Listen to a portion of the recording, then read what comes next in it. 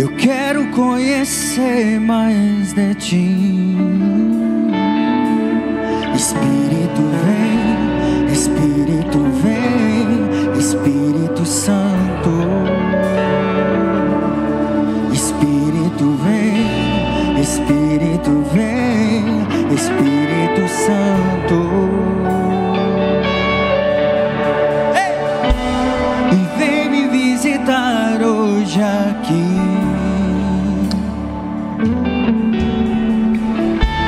Eu quero conhecer mais de ti. Espírito vem, Espírito vem, Espírito Santo. Espírito vem, Espírito vem, Espírito Santo.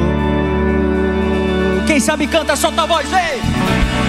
Eu quero viver algo novo. Ei! E faz meu coração arder de novo, fazendo todo medo desaparecer.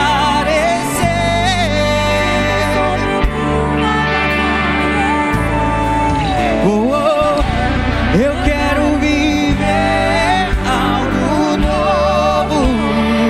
E a igreja vem junto.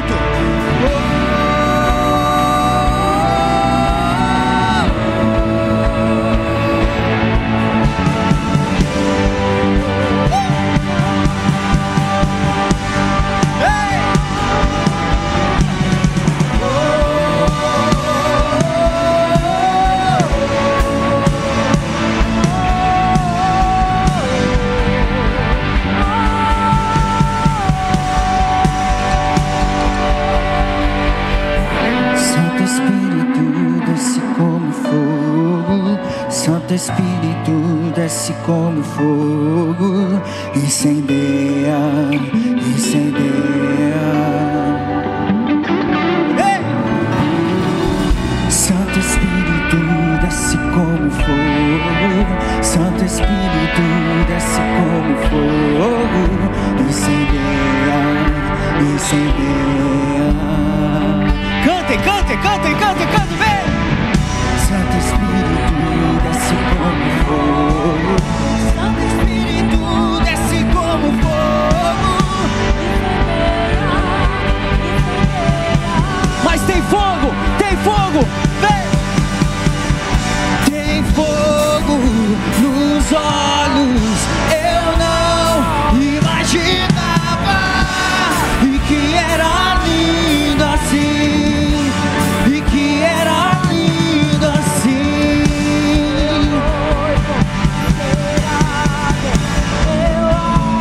A minha casa, e pode morar aqui, e pode morar aqui, e tem fogo. Eu não imaginava, e que era lindo assim, e que era lindo assim. Uma coisa vou ver. E o quê?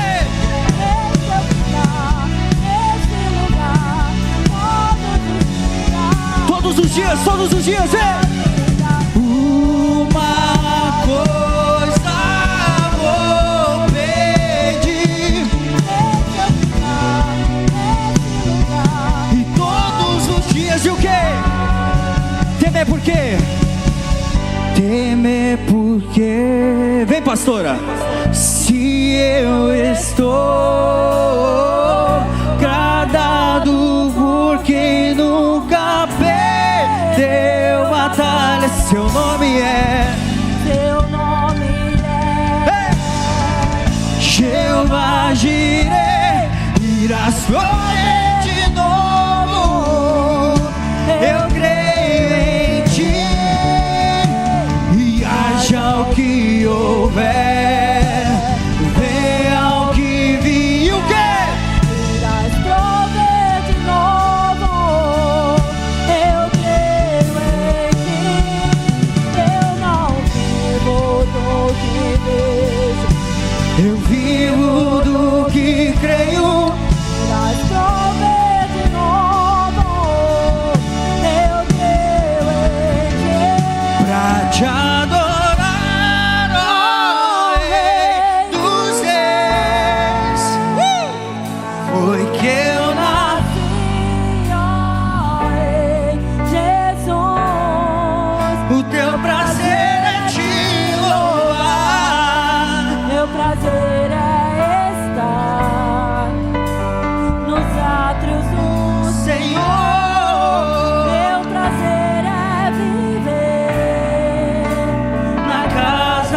Deus, onde flui o amor.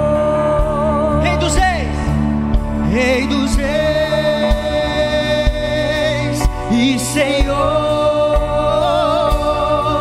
Te entregamos nosso viver. coisa boa, papai. Rei dos Reis E Senhor, te entregamos. Nesse momento, abra o seu coração e cante, cante com toda a força pra te adorar.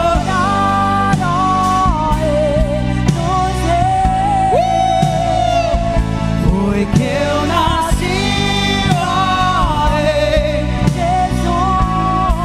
Seu prazer é te louvar, seu prazer é estar nos lábios do Senhor.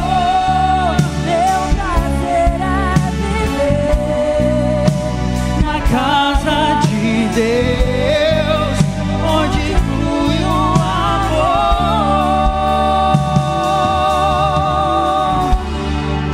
Glória a Deus, glória a Deus.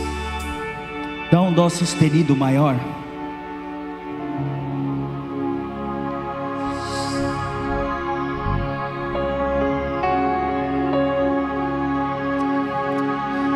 Oh meu Deus.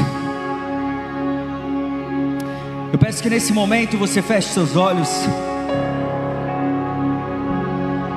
Nesse momento, procure enxergar a presença dele dentro do seu coração. Procure amar o verdadeiro amor. Só ele que é capaz de penetrar no mais íntimo, mais profundo, te tocar, te limpar, te sarar, entregar uma nova vida. Mas presta atenção, todas as vezes que eu estou abatido, que eu estou com um pouco de medo, eu lembro dessa canção e me traz paz. Porque quantas coisas nós já fizemos com a força dos nossos braços, quantos planos nós já desenhamos, quantos relacionamentos, quantas coisas nós já entramos e nós só batemos cabeça. Ei, se você quer ser livre, você precisa aceitar que você é péssimo em construir histórias. Só o Senhor é capaz de construir uma história bela e completa para a sua vida. Então, de uma forma prática, nós precisamos encarar a nossa vida, que realmente não adianta repetirmos palavras, orações, se não acreditarmos de fato que Ele transforma e Ele continua fazendo grandes milagres. Mas nós precisamos entender aquilo que nós repetimos durante a manhã, a tarde e a noite, e até nos momentos mais difíceis da nossa vida. Quando a gente chora, a gente abre os braços. Quando a gente está perdido, nós gritamos muitas vezes sem voz: que seja feita a tua vontade, assim na terra como é no céu. Mas será que vivemos de fato acreditando nesta oração? Eu te convido a fechar os olhos e cantar essa música, entendendo que mesmo que você saia daqui e a sua vida continua a mesma, mesmo que você saia daqui cheia de empolgação, cheia de animação, falando vai acontecer, e amanhã você acorda e continua da mesma forma, será que realmente você acredita que mesmo não acontecendo nada, o Senhor já está trabalhando na sua vida? Ei, meus irmãos, eu vivo dessa forma já fazem 9 anos, e há 9 anos muitas coisas aconteceram, mas só tem uma coisa que eu continuo crendo, porque Ele nunca errou nesses 9 anos. Até nos momentos mais difíceis eu aprendi. Por isso que eu grito, por isso que eu abro os braços e eu compartilho: que seja feita a tua vontade, assim na terra como no céu. Ei!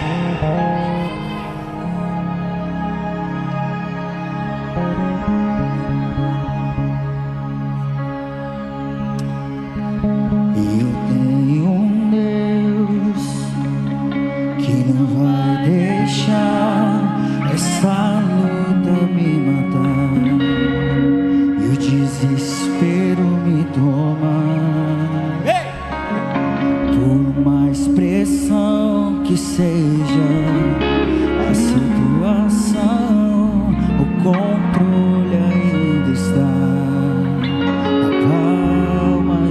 suas mãos. Repitam: eu tenho Deus.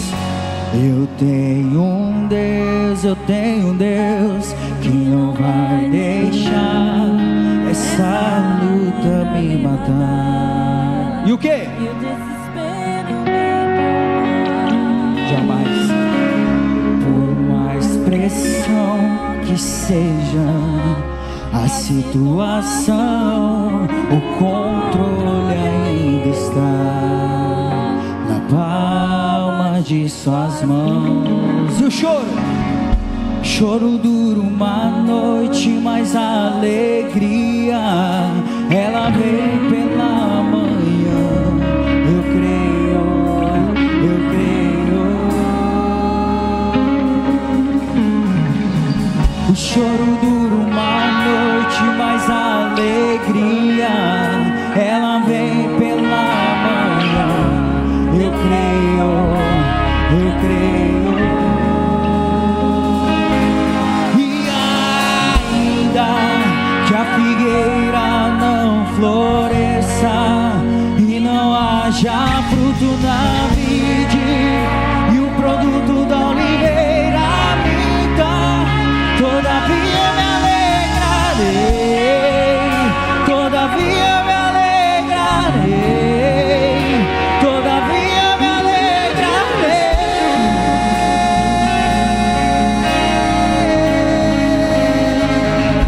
E ainda que a figueira não floresça e não haja fruto na vide e o produto da oliveira minta, todavia me alegrarei, todavia me alegrarei, todavia me alegrarei.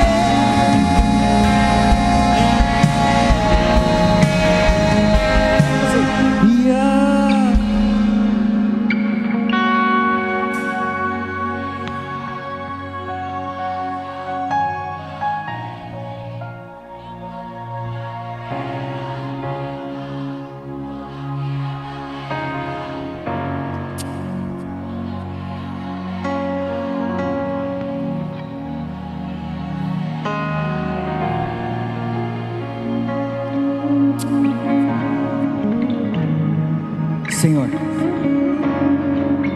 estamos aqui, Senhor. Estamos aqui reunidos, Senhor, para te adorar, para te agradecer, Senhor, e principalmente pedir perdão, Senhor. Pedir perdão por tantos pecados, Senhor. Pedir perdão por reclamar demais, Senhor. Pedir perdão porque está muito quente, porque está muito longe. Oh, meu Deus.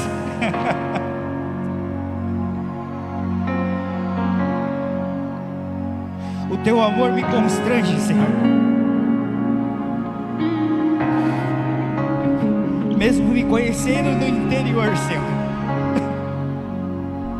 o Senhor continua me perdoando. O Senhor continua abrindo portas, Senhor. Oh, meu Deus, que pessoas que estão aqui viveram a sua infância, viveram a sua adolescência, a sua maioridade, viveram as suas responsabilidades, Senhor, possam enxergar beleza, claridade no meio do caos, Senhor. Oh, meu Deus, tudo coopera, Senhor, eu creio. Tudo coopera, Senhor. Tudo é válido. Aqueles que amam a Deus, aqueles que te amam, Senhor. Estamos aqui, Senhor. Estamos aqui sem saber o que irá acontecer amanhã, sem saber se portas abrirão. Mas uma coisa nós temos certeza, Senhor: nós somos pobres pecadores, necessitando da tua misericórdia, Senhor. Sem a tua presença nós não somos nada, Senhor. Oh, meu Deus, assim como João Batista, assim como Paulo, como Pedro, homens que assumiram as suas responsabilidades. Oh, meu Deus, pessoas se levantam aqui neste momento, entendendo que sem a tua missão dentro da nossa vida, nós não temos sentido algum, Senhor. Ó meu Deus, que seja feita a tua vontade. Continue usando esse ministério, Senhor. Continue abençoando estes pastores, esses líderes. Continue cuidando, Senhor, dos futuros líderes, de pessoas que irão ajoelhar aqui dentro da tua casa, orar pedindo não para benefício próprio, mas sim para uma geração, Senhor. Nós te amamos, nós necessitamos do teu amor. Nos ensine a amar cada vez mais, Senhor.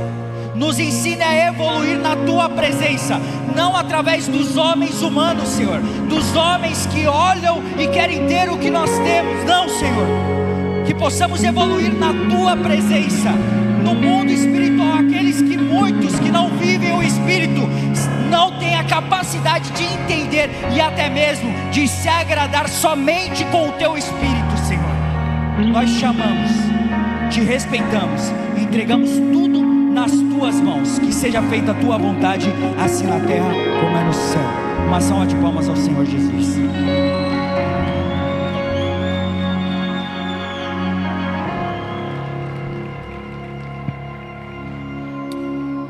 Pode sentar. Tem uma aguinha? Obrigado, viu, mano? Obrigado.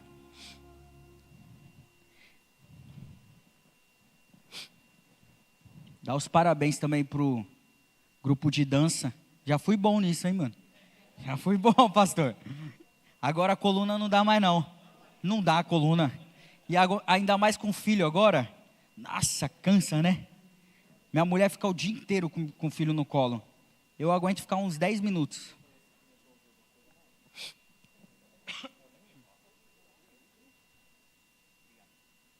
Arigatou gozaimashita.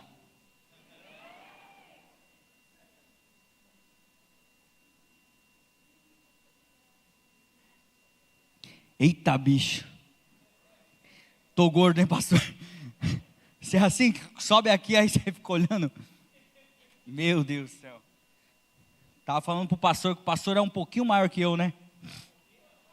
Um pouquinho só, pastor. Eu sei que você é um pouquinho maior que eu, porque aqui, ó, é a altura boa. Pastor alto, o negócio eu chego, bate no queixo, bate no... Obrigado. E aí, igreja, tudo bom? Como vocês estão? Tudo tranquilo? Que igreja bonita, hein? Vocês têm noção disso? Sério mesmo, vocês têm noção disso?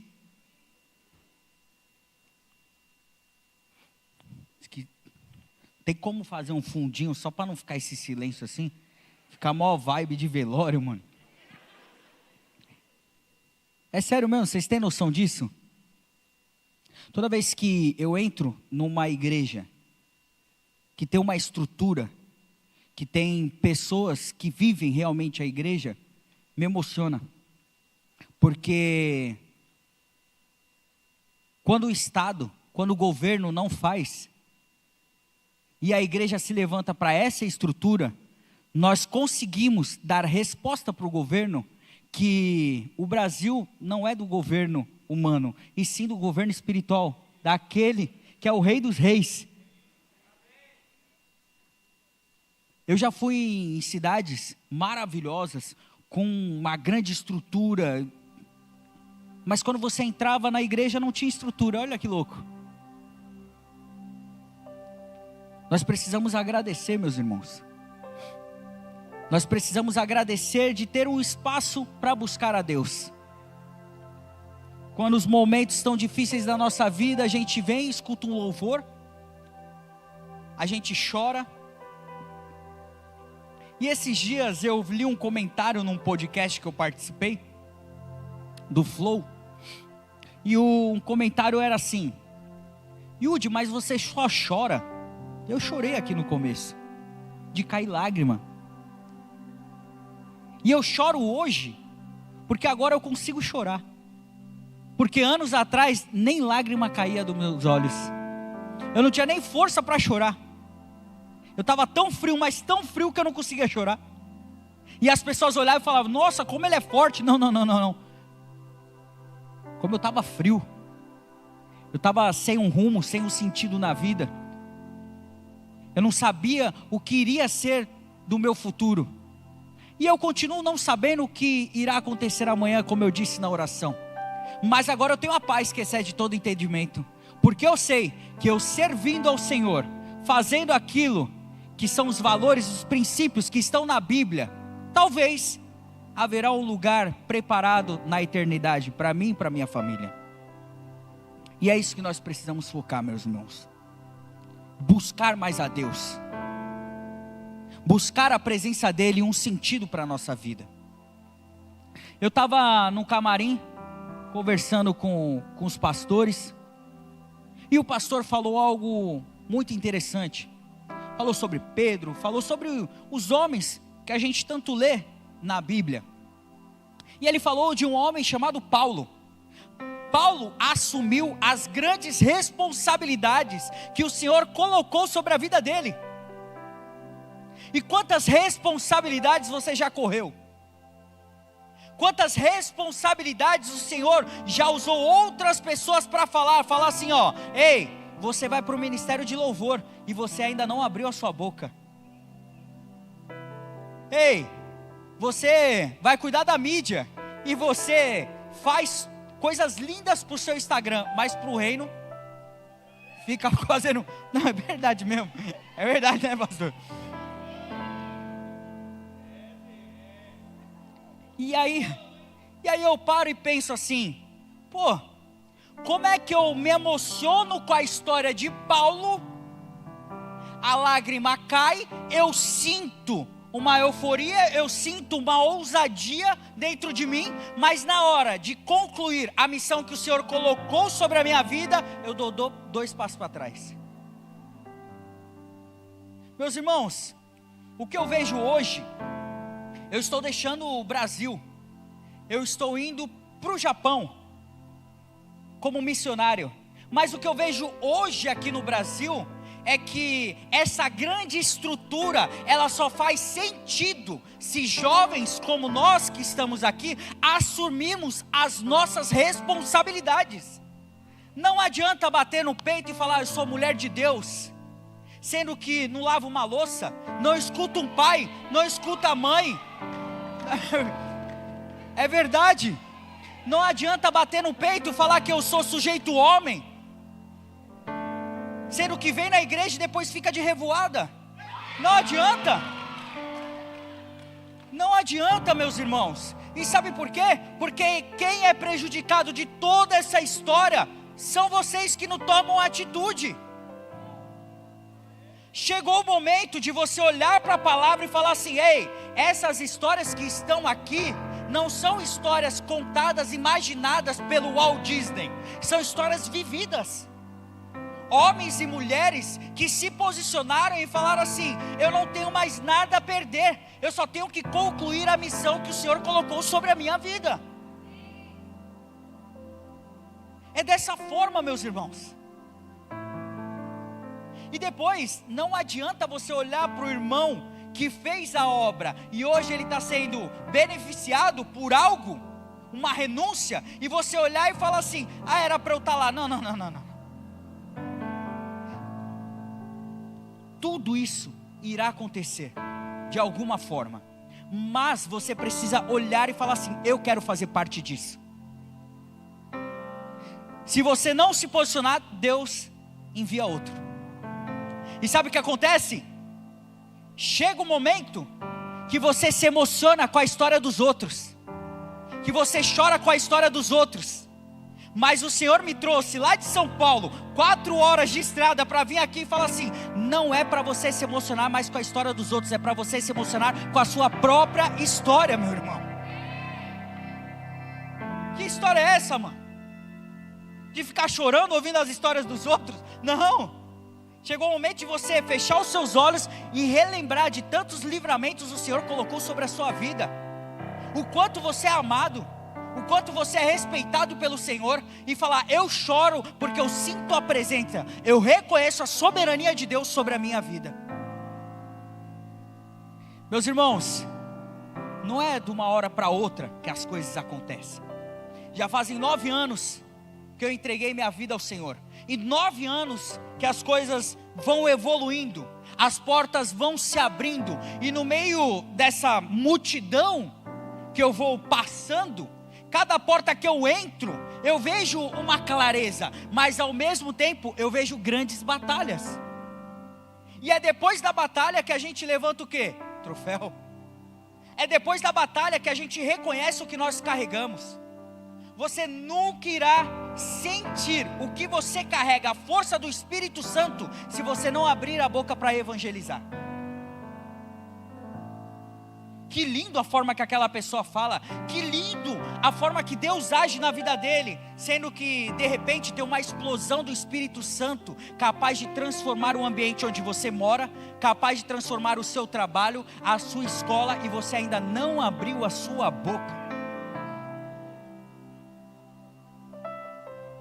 Ei, meus irmãos, chegou o momento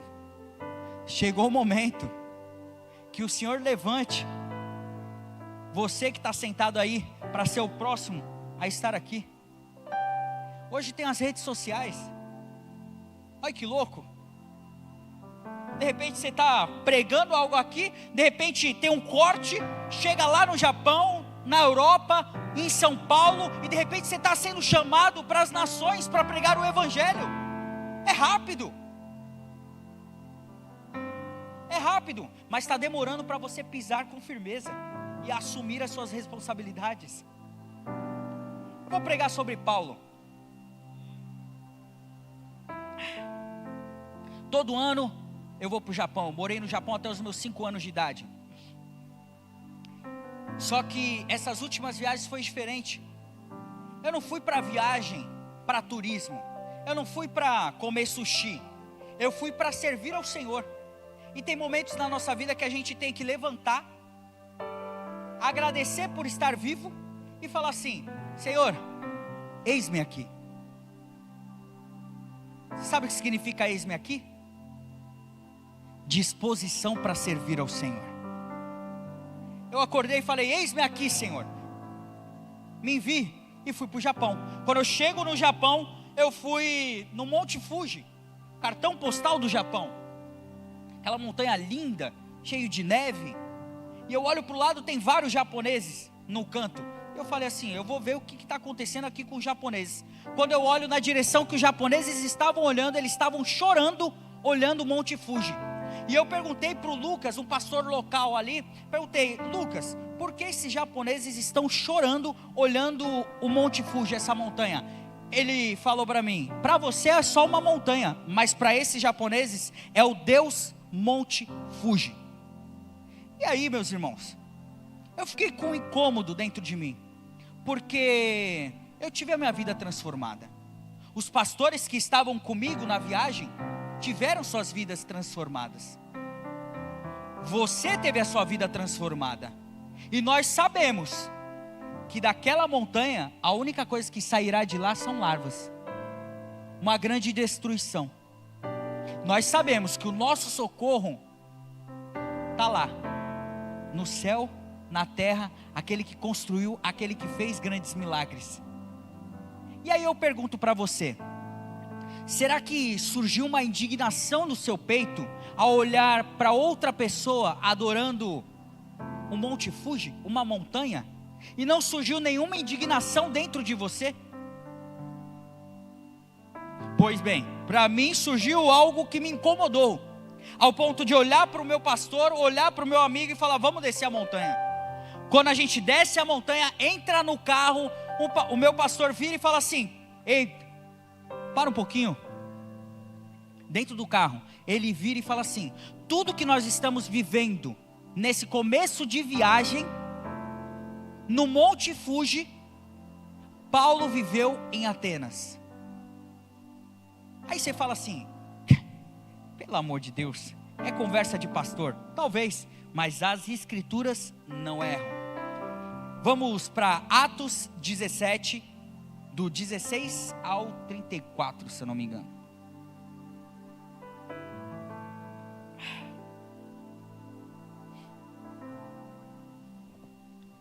Vamos lá. Enquanto Paulo esperava por eles, eles quem? Silas e Timóteo. Ele ficou muito indignado ao ver ídolos por toda a cidade.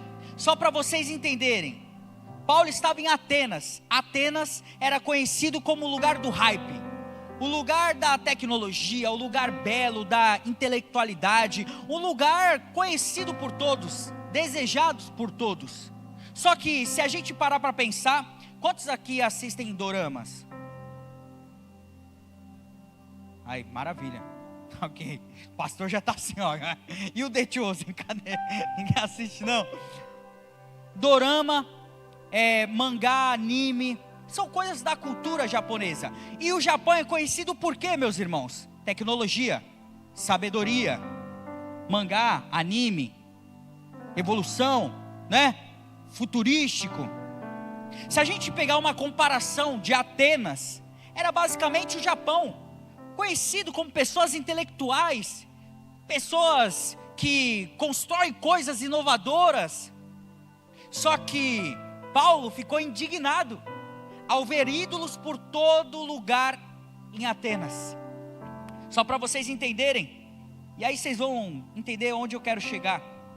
Atenas, naquela época, tinham mais de 30 mil deuses espalhados por Atenas inteiro, meus irmãos.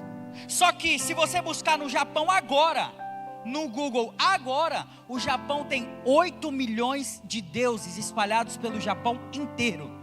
Tem o Deus da rua, do bairro, da cidade, tem o Deus da batata doce. Me fala aí, o que esperar do Deus da batata doce?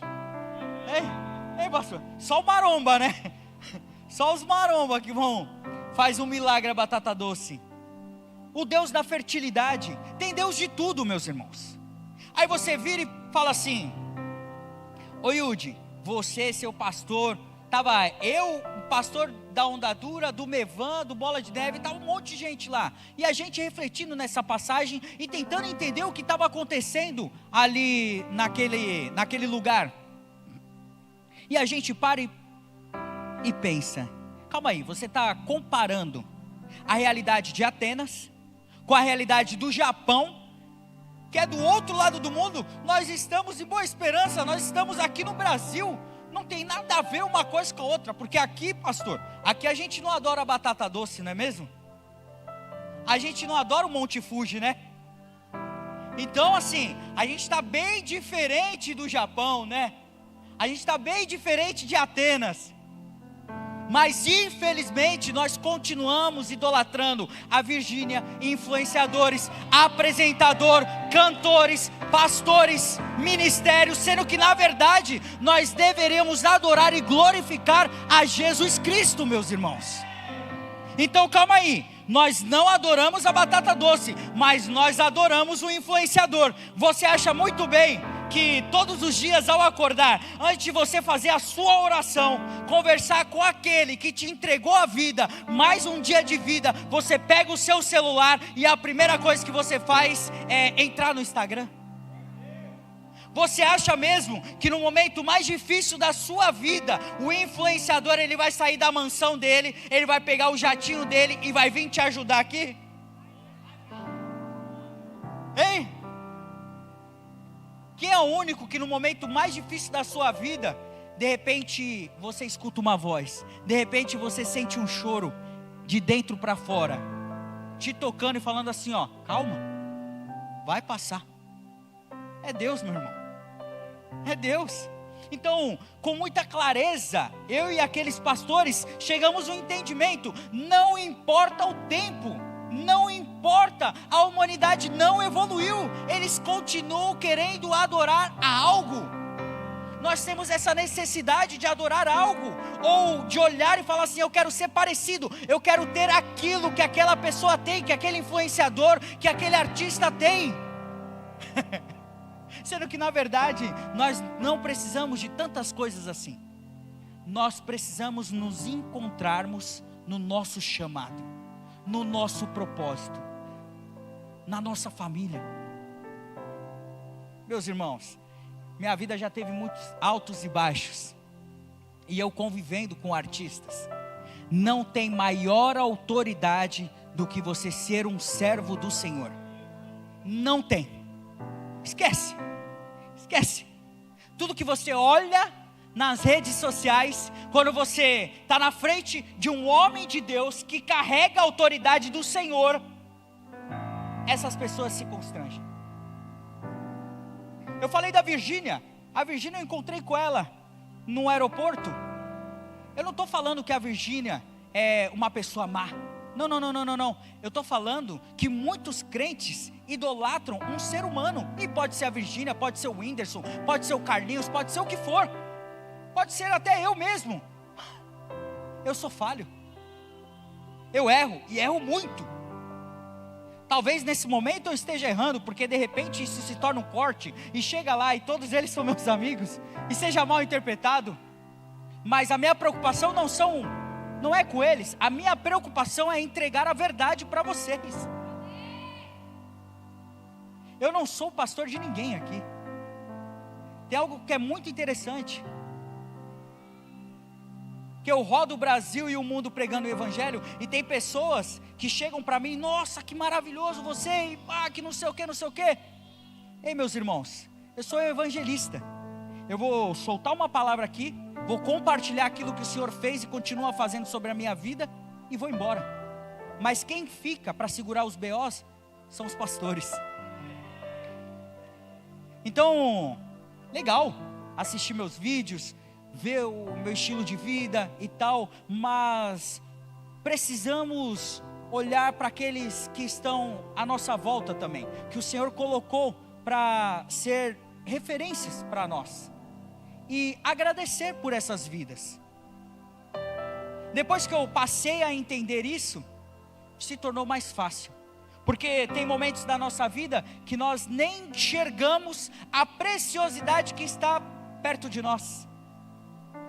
Eu só reconheci a autoridade de um homem como empresário, como um homem de sucesso, chamado Silvio Santos, quando ele partiu.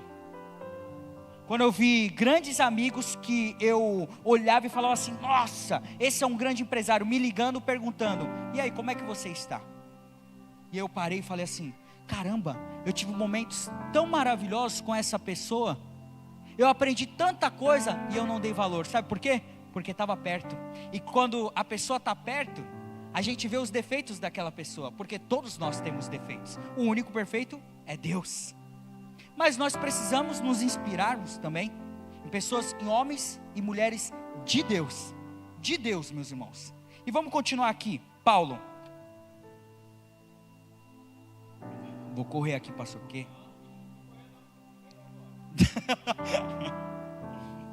então vamos lá. Paulo chega em Atenas, está pregando em Atenas, certo?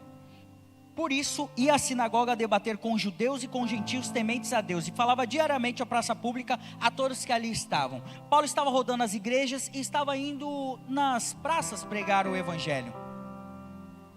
Yudi, mas não é óbvio? Não, é necessário irmos à igreja também, pregar o Evangelho. É necessário irmos até um supermercado, ir numa praça. Mas isso é coisa de louco. E quem disse que somos normais? Só que o que eu consigo ver na vida de Paulo, prestem muita atenção nisso. Muitas vezes a gente não abre uma live para falar de Deus, porque tem 3 pessoas, né? E a gente olha e sabe que tem um chamado para isso. Aí olha o Yudi aqui em cima do palco e fala assim: eu tenho mais tempo de igreja do que esse menino. Era para eu estar ali. Só que o que Paulo está nos mostrando nessa simples passagem é que ele pregou na igreja, ele pregou na praça, que lá em São Paulo tem a Praça da Sé. Se você vai na Praça da Sé, tem vários homens de Deus em cima de uma caixa pregando. E sabe o que acontece? Esses são os motivos de chacotas. Olha o louco lá, pregando o Evangelho. Paulo deu o primeiro passo. E conforme você vai cumprindo o seu chamado, cumprindo a sua missão, ele vai abrindo outras portas. E uma nova autoridade vai tomando a sua vida. Porque Paulo pregou na igreja maravilhoso. Na praça, beleza. Só que daqui a pouco, o Senhor coloca homens intelectuais na frente de Paulo e coloca assim: agora eu quero ver. Agora eu quero ver se você é homem suficiente para pregar o Evangelho para esses. Paulo também debateu com alguns dos filósofos e epicureus e estoicos. Quando lhes falou de Jesus e da ressurreição, eles perguntaram: o que esse tagarela está querendo dizer? Outros disseram: parece estar falando de deuses estrangeiros. E aí eu chego para você e te pergunto: você sabe com quem Paulo estava debatendo? Com os filósofos. É como se agora eu estivesse debatendo com Mário Sérgio Cortella, Clóvis, homens intelectuais da atualidade, que estão em vários podcasts, falando sem parar. Mas Paulo tinha algo diferente do que esses homens. Ele tinha a sabedoria do alto, meus irmãos. Isso tem algo que eu entendi nessa vida: todo homem sábio anseia por mais sabedoria. Esses homens debocharam da cara de Paulo. Eu não sei quantos aqui já tentaram pregar para alguém que tem mais estudo ou tem mais dinheiro do que você, e a pessoa fica meio sem paciência: o que esse cara está querendo dizer?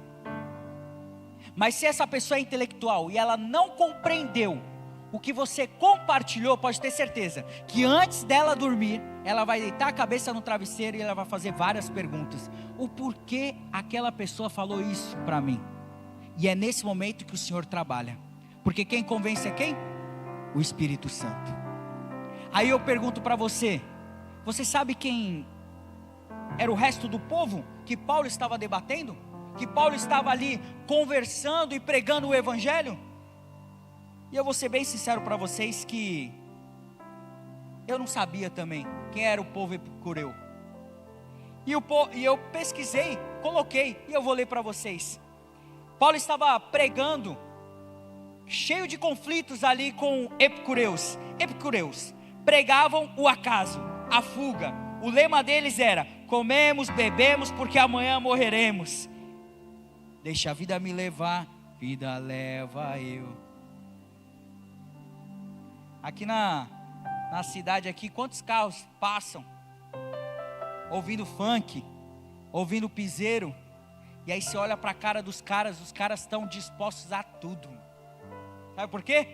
Porque eles repetem as mesmas palavras e pensamentos do povo epicureu. Comemos, bebemos, tô vivão, como já dizia Mano Brown, tô vivão, vamos viver. A gente vai morrer mesmo, então deixa quieto. Vamos viver intensamente, vamos encher a cara, vamos comer muito, ficar gordão. Tô vivão, vamos viver. Paulo também debateu com os estoicos. Na filosofia estoica não há esperança. Não adianta lutar nem clamar. Não há para onde correr. Todos estão firmados num destino cego e implacável. Agora esse povo, sabe qual que é? Aquele povo que olha para o pecado e fala assim: esse pecado já me acompanha há tanto tempo, né, meu? Eu acho que eu não tenho força para vencer esse pecado, não. Deixa quieto, né, meu? Daqui a pouco a gente parte mesmo. Eu não sei se aqui tinha os emos. Tinha emo aqui? Os emo com franja assim grandona, que ouvia Fresno, Glória, Restart. Tinha os emo? É o povo estoico. Os emo é o povo estoico, que rodava a cidade. Todo mundo era errado, todo mundo na moda e tal. Não, o emo era tudo de preto, franja assim. O pastor é errado, eu nasci numa família errada, é o bairro errado, a cidade está errada, todo mundo está errado, mas eu vou viver assim. É desse jeito que eu nasci, desse jeito eu vou morrer assim mesmo. Não. Eu não sei se você faz parte do povo epicureu, povo estoico. Eu não sei qual povo você faz parte, mas eu sei que eu faço parte da família de Cristo. Aquele que vê uma dificuldade na frente e fala assim: ei, com a força do meu braço eu sei que não dá não, mas com o poder de Cristo, eu derrubo essa parede, mano. Meu irmão, é o evangelho na prática. É paulada atrás de paulada. É olhar para o impossível e falar assim: eu sirvo o Deus do impossível. Eu não tenho tamanho, mas se o Senhor levantou Davi, que eu acho que era mais ou menos da minha altura, para derrubar um gigante, qual que é o próximo gigante que eu vou derrubar? Hein? Ah não, mas eu moro aqui, está muito longe de São Paulo, está afastado de tudo. Ô meu irmão, quando Deus quer levantar, não tem espaço geográfico não, meu. Você já olhou para a história do Gustavo Lima? Que morou na rua, que tal, Deus quis levantar e pronto. E aí? Quantos homens de Deus vieram do nada? Do nada. Só Ele sabe a intimidade que Ele tem com o Senhor. Mas eu não tenho estudo, aqui não está falando de estudo, porque estudo esses homens intelectuais tinham, eles não tinham o poder de Cristo. Essa é a diferença. Quando você fala com a chama do Espírito Santo dentro dos seus olhos, para alguém que se acha soberano à sua vida, na hora ele derrete. Experimenta isso.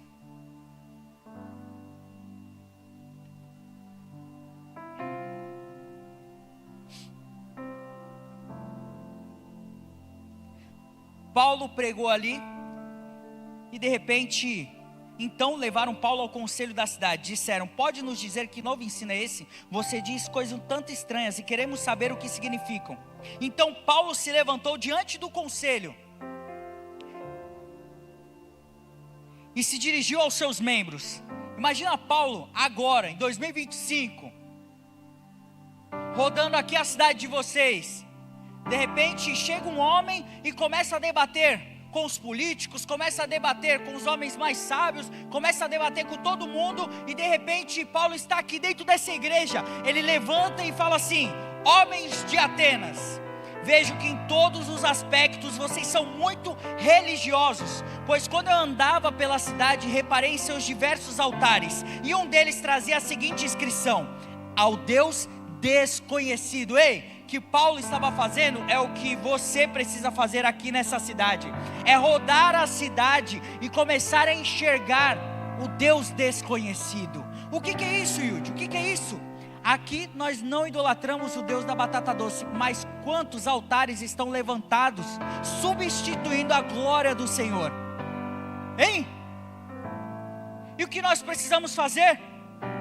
É se levantar, sair da igreja cheios da presença dele e falar: ei, eu sei moleque, ei, eu sei menina, que você está toda noite tateando no escuro, procurando alguém para idolatrar, alguém para glorificar, alguém para te salvar, alguém para mudar a sua vida.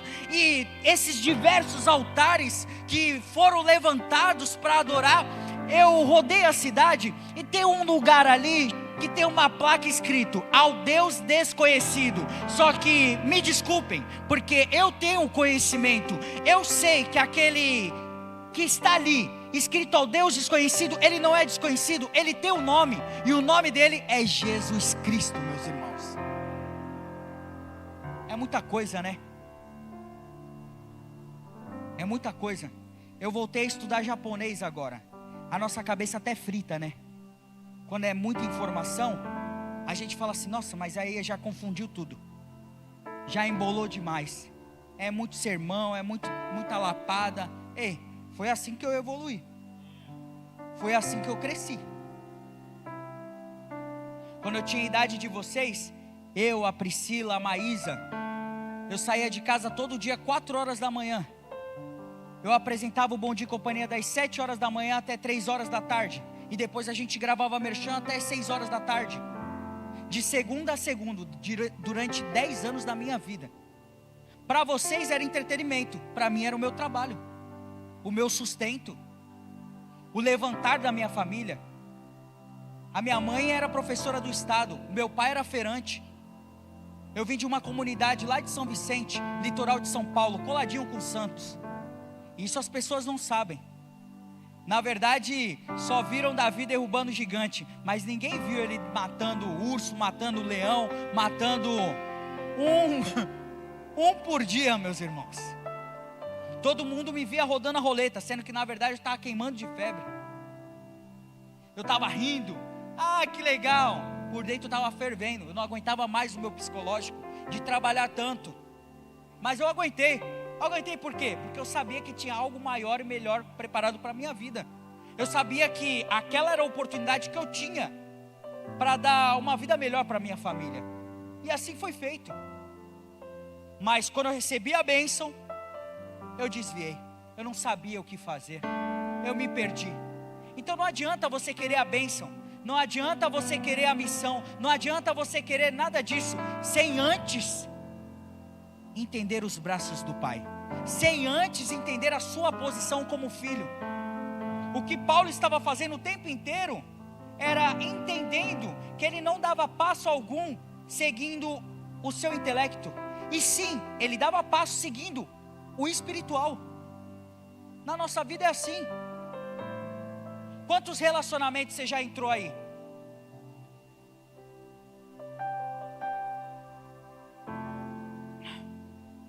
Eu sou casado hoje com a Mila. Eu conheci a Mila com 7 anos de idade. Com 15 anos de idade eu comecei a namorar essa mulher. Fiquei 6 anos com ela.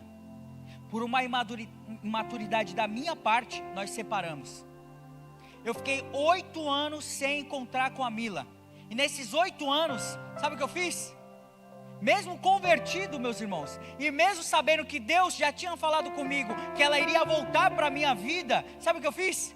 Ah não, mas eu vou orar com aquela menina lá, porque aquela menina é da hora, né? Ela vai para a igreja também e tal. Sendo que na verdade o Senhor já tinha falado que eu iria voltar com a Mila. Quantos relacionamentos você já entrou sabendo que não era o certo? Sabendo que você estava namorando com a pessoa de outra pessoa, hein?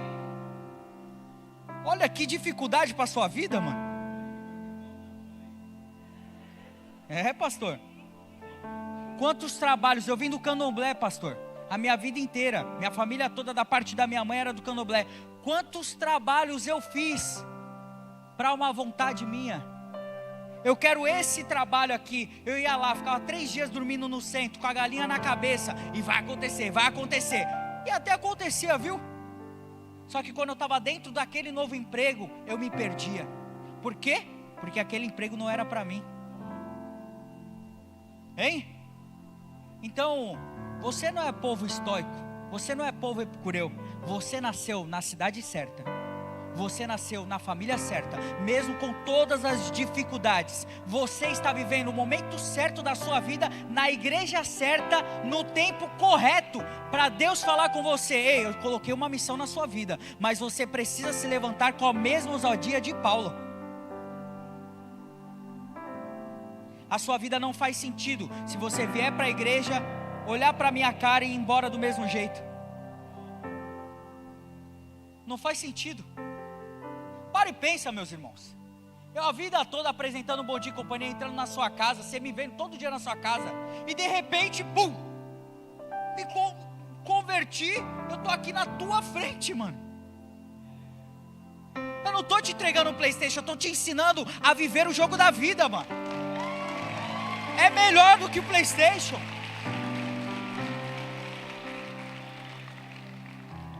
Esquece.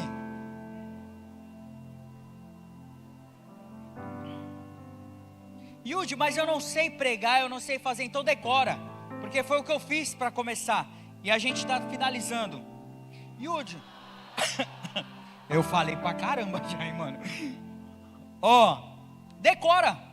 Pega esse versículo, decora. E quando a pessoa fala assim, tá bom, e quem é Deus? Você pega no celular e repete. Quem é Deus? Ele é o Deus que fez o mundo e tudo que nele há. Uma vez que é o Senhor dos céus e da terra, não habita em templos feitos por homens, e não é servido por mãos humanas, pois não necessita de coisa alguma. Ele mesmo dá vida e fôlego a tudo, e supre cada necessidade. De um só homem, ele criou todas as nações da terra, tendo decidido de antemão onde se estabeleceriam e por quanto tempo. Seu propósito era que as nações buscassem a Deus, e tateando talvez viessem a encontrá-la, embora ele não esteja longe de nenhum de nós, pois neles vivemos, nos movemos e existimos. Como disseram alguns de seus próprios poetas, somos descendência dele, e por ser isso verdade, não devemos imaginar Deus como ídolo de ouro, prata ou pedra projetado por artesãos. No passado, Deus não levou em conta a ignorância das pessoas acerca dessas coisas, mas agora Ele ordena que todos em todo lugar se arrependam, pois Ele estabeleceu um dia para julgar o mundo com justiça, por meio do homem que Ele designou, e mostrou a todos quem é esse homem a ressuscitá-lo dos mortos, Jesus Cristo, meus irmãos.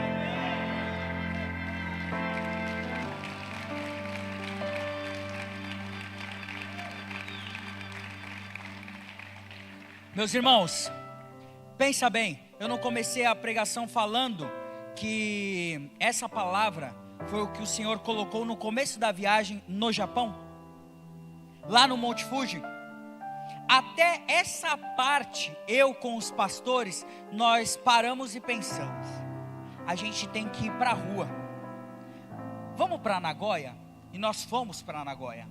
Chegando em Nagoya, nós separamos os líderes dos jovens e falamos, vamos todo mundo. Foi uma galera para lá para pregar o evangelho. Nós ficamos a tarde inteira pregando o evangelho naquele lugar. Os japoneses não gostam de abraçar, eles nem sabem quem é Jesus Cristo. Nós passamos uma tarde inteira, assim como Paulo rodou Atenas, nós ficamos ali também fazendo a obra, meus irmãos. Eu fiquei 2 meses pregando em todas as igrejas. E quem é pregador sabe o quanto é difícil pregar todo dia, ainda mais 2 meses. Ficamos a tarde inteira pregando em Nagoya. E como é difícil, meus irmãos, pregar o evangelho para quem não conhece Jesus Cristo. Aqui a gente cresce ouvindo, Papai do céu vai cuidar de você. Agradece o Papai do céu, sendo católico, sendo evangélico, do candomblé, todos falam de Deus, correto? Agora nós estamos, eu e meus amigos pastores, estamos ali no Japão, com uma missão, com o coração queimando, para que o evangelho cresça naquela nação, mas nós sabemos que eles não sabem o que nós compartilhamos. Como explicar uma tarde inteira para uma pessoa sobre o poder de Cristo? Como explicar o Deus que faz milagres? Que Deus é esse? Você chega para o japonês e fala assim, ei, nós servimos um Deus que estava lá, no trono dele. Aí um dia ele vira e fala assim, eu vou descer. Aí eu desci. Aí ele morreu por mim e por você. Aí ele voltou, mas um dia ele desce para levar a igreja de novo. O japonês olha para sua cara e fala, não entendi, não compreendi. Que Deus é esse? Não faz sentido. E o que aconteceu é que Paulo rodou em muitos lugares e para muitas pessoas não fez sentido, até mesmo para dentro da igreja. Hein? Ele falou, rodou, suou, fez a obra e não fez sentido. Mas o que deixa a história mais interessante é que enquanto eu fiquei ali em Nagoya, o meu coração queimava, acreditando que o evangelho expandiria naquela nação. Eu fui embora, meus irmãos. Sabe quantas pessoas entregaram sua vida a Cristo? Nenhuma. E eu estou acostumado a ir na igreja, pregar e as pessoas entregam a sua vida a Cristo. No Brasil. Aqui no Brasil todo mundo me conhece, agora no Japão ninguém me conhece. E aí bate aquele pensamento, será que as pessoas entregam a vida a Cristo por me conhecerem ou ficarem impactadas de conhecer a Deus?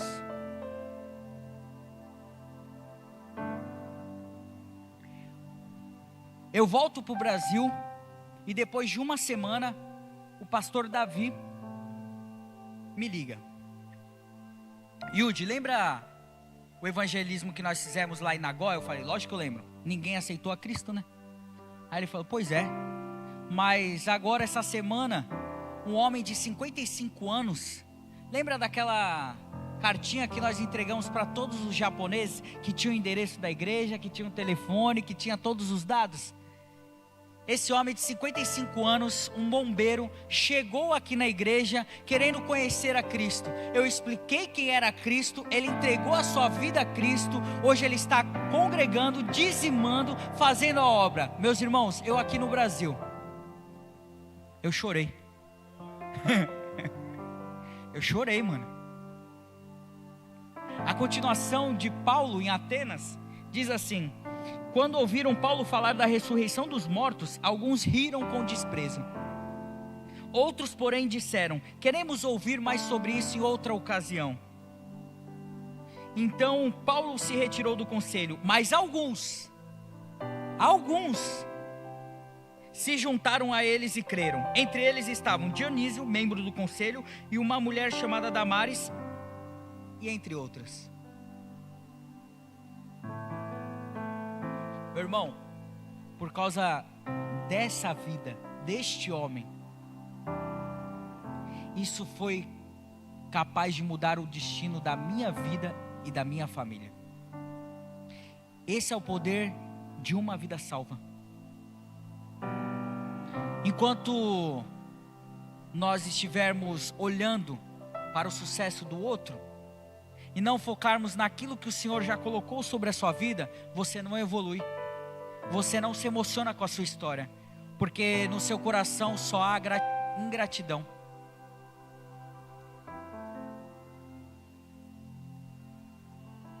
Eu estou vendendo a minha casa, estou vendendo apartamento, carro, deixando todas as coisas que eu construí no Brasil para ir para o outro lado do mundo para pregar o Evangelho.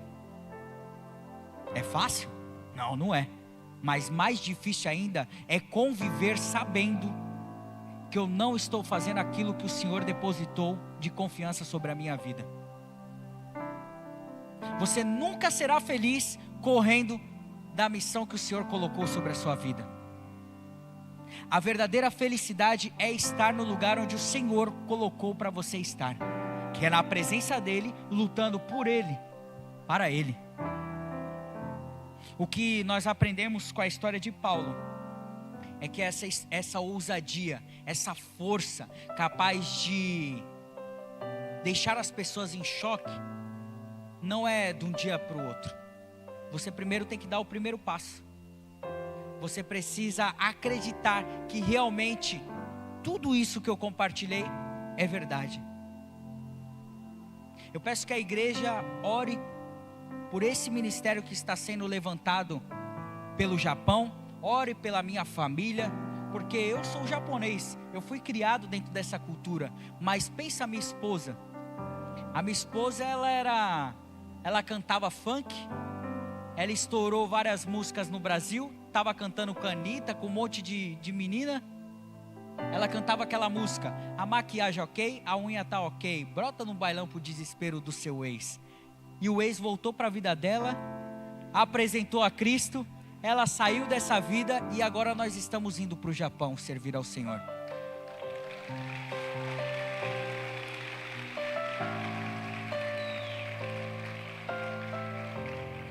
Não tem fama, não tem dinheiro, não tem nada nesse mundo capaz de te deixar mais feliz do que a presença deles. Esquece, meus irmãos. Se você tem uma casa abençoada, se você tem um pai, uma mãe, uma tia, um pastor que ora pela sua vida, agradeça, mano. Porque eu já entrei em muitos jatinhos que a minha maior vontade era pular lá de cima.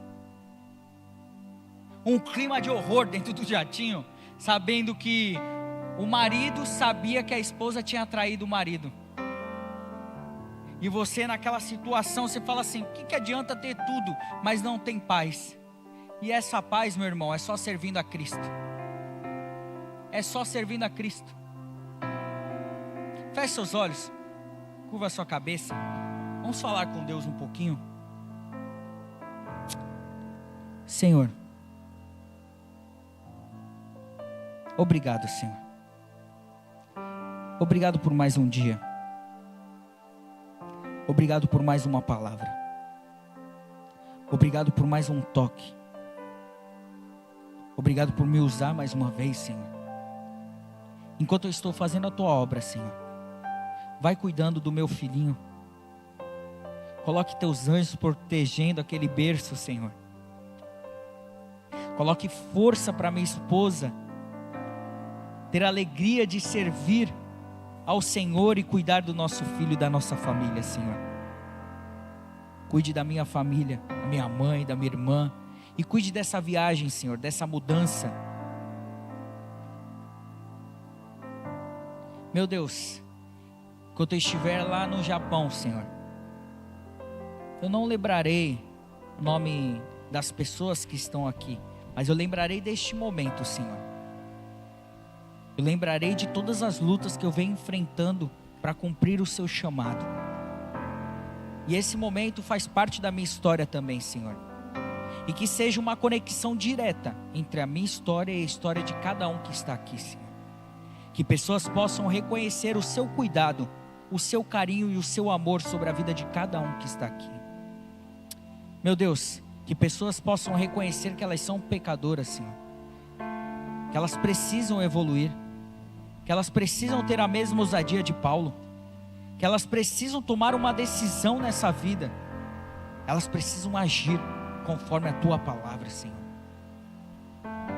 Que pessoas que estão aqui, que não vivem num lar cristão, que essa pessoa seja um instrumento de transformação da sua casa, do seu bairro, do seu trabalho, do seu colégio. Que ela possa sentir a alegria de sentir o teu espírito fluindo dentro dela. E que ao olhar no espelho, ela possa entender, compreender e enxergar a tua presença através do olhar dela. Oh meu Deus, nos perdoe, Senhor. Nos ensine a amar. Nos ensine a perdoar, Senhor. Nos ensine a ser feliz, olhando grandes testemunhos, grandes milagres, e reconhecer a tua força na vida daqueles que todos os dias oram, procurando ser melhores. Nós te amamos, entregamos tudo nas tuas mãos, e que realmente seja feita a tua vontade, assim na terra como é no céu. Uma salva de palmas ao Senhor.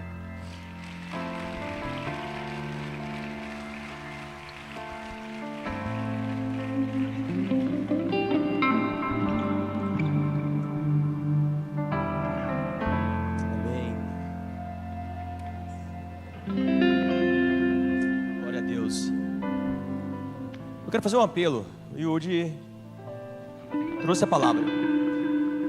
E até conversei com o pastor, falei assim, eu nem falei o que era para ele pregar, mas o Espírito ministrou através da vida dele. Deus está nos chamando, irmãos, nos chamando para viver o propósito dele em nossas vidas. Meu apelo para você é, eu queria que toda a igreja ficasse de pé nesse momento. Nós vamos fazer mais uma oração. Eu até queria chamar o Yudi para fazer. Vamos cantar mais uma música, Yudi? Vamos cantar mais? Amém? Escolhe uma música para a gente adorar o Senhor. Eu queria chamar você aqui à frente para nós orarmos. Aqui é o altar. Altar é lugar para nós queimarmos na presença do Senhor, sacrificar, colocar a nossa vida diante dele. Mas olha só, calma aí, é com entendimento. Por que você vai vir aqui? Você não vai vir só porque eu estou chamando. O entendimento tem que ser muito claro dentro da sua mente. Eu estou indo, pastor, porque eu entendi a palavra. Eu quero viver esse propósito e esse chamado, porque às vezes eu não sei para onde eu vou, eu não sei o que eu tenho que fazer, mas eu quero viver esse propósito. Às vezes eu estou perdido, às vezes eu não estou me envolvendo com o Senhor, mas eu quero ir para o altar agora, para que o Senhor traga essa revelação para a minha vida, e para que eu cumpra esse propósito. O Yudi foi muito claro ao dizer que ele entendeu o propósito dele. Ele está deixando tudo no Brasil para ir para fora, para ir para o Japão, cumprir um propósito lá. Ele foi muito claro em dizer que não adianta ter dinheiro, riqueza, e ouvir isso dele, gente. Estamos falando de uma pessoa que tem autoridade para falar, não é alguém que está falando, não, alguém que vive tudo isso. Então presta atenção. Eu queria te convidar a vir para o altar, para você então receber de Deus uma resposta para o teu propósito. Se você ainda não sabe qual é o propósito da sua vida, aí sim, você vai vir com entendimento. Senhor, eu estou indo para o altar agora, eu quero entender qual é o propósito da minha vida, qual é o chamado, o que o Senhor tem para mim. Eu quero viver o que o Senhor sonha, eu quero viver o que o Senhor projeta. Eu não sei como vai ser, eu não sei o que vai custar, mas eu quero viver o que o Senhor tem para mim. Agora sim, se você tem esse entendimento, eu quero te chamar para vir para o altar agora. Venha para o altar, para você que quer receber do Senhor essa resposta, para você que quer ver esse propósito, para você que quer esse entendimento, não é apenas... Pode aplaudir ao Senhor, se você quer aplaudir, adore. Aqui nós somos livres, nós somos livres, nós somos livres. Não é para vir apenas por vir. Nunca foi essa a ideia do altar. É para vir consciente do que nós estamos fazendo. Amém? E agora que você veio, agora que você está vindo, você vai orar. Vai falar: Senhor, em nome de Jesus, qual é o propósito que o Senhor quer que eu viva? O que o Senhor quer fazer? O que o Senhor tem para mim, para minha vida, para minha casa? O que o Senhor tem para mim, Senhor? Senhor, eu quero ver esse propósito. Senhor, eu quero cumprir. Eu quero viver o teu chamado. Às vezes eu fico em crise. Às vezes eu estou na igreja, eu ouço muitas palavras, mas eu não sei para onde ir, eu não sei o que fazer. Eu quero, Deus, que o Senhor clareie minha mente. Deus, tire tudo que está impedindo para que eu possa viver o teu propósito. Em nome de Jesus. Enquanto nós cantarmos, você continua orando. Nós vamos orar enquanto nós estamos cantando. Você vai falando com o Senhor aí, o Senhor vai trazendo revelação para você nessa noite, em nome de Jesus. Em nome de Jesus. Um dia a gente aprende a confiar em um Deus que faz milagres, que ouve a nossa oração, que se faz presente aqui. Um dia a gente aprende a dar um passo só de cada vez, mas sem duvidar, mas sem duvidar,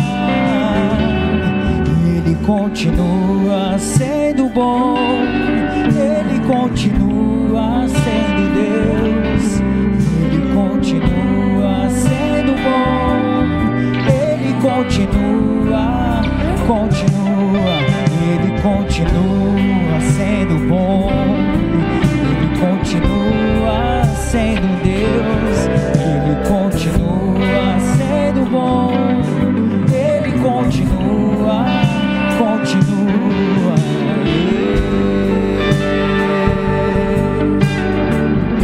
Aleluia.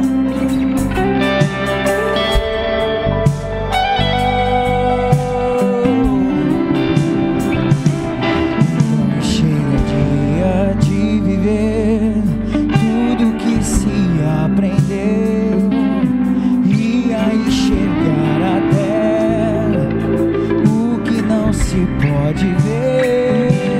Chega o dia de entender, até ouvir um não de Deus, mas sem duvidar, mas sem duvidar,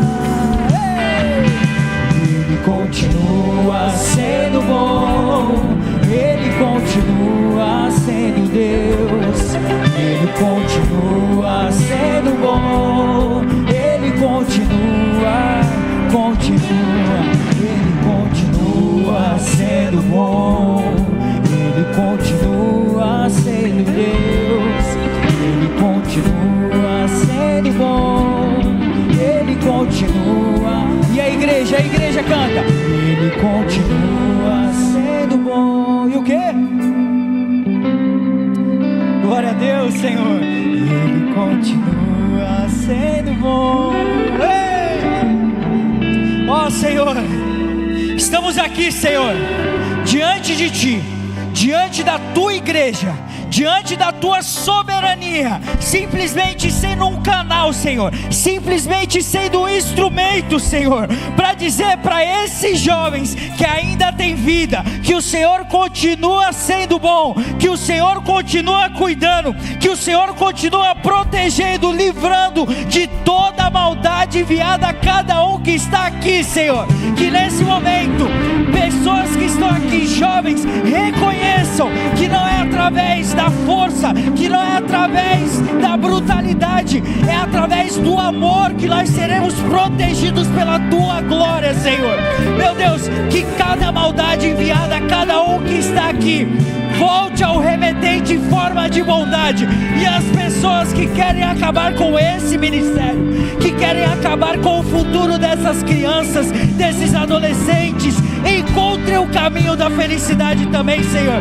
E que essas pessoas que queiram o mal coração dessas famílias possam encontrar a Tua presença e congregar conosco, Senhor. Nós chamamos e acreditamos que nesse dia tão histórico preparado por Ti, Senhor, vidas estão se rendendo a Ti, Senhor. Escreva o nome de cada um que se levantou, está chorando, está conversando contigo, Senhor. Escreva cada nome no livro da vida, e que pessoas saiam daqui entendendo que o Senhor está sendo e será bom eternamente. Chega de viver tudo que se aprendeu, e aí chegar até o que não se pode ver. Chega o dia de entender, até ouvir o não de Deus, mas sem duvidar, mas sem duvidar. E a igreja, vem, vem, vem. E Ele continua sendo.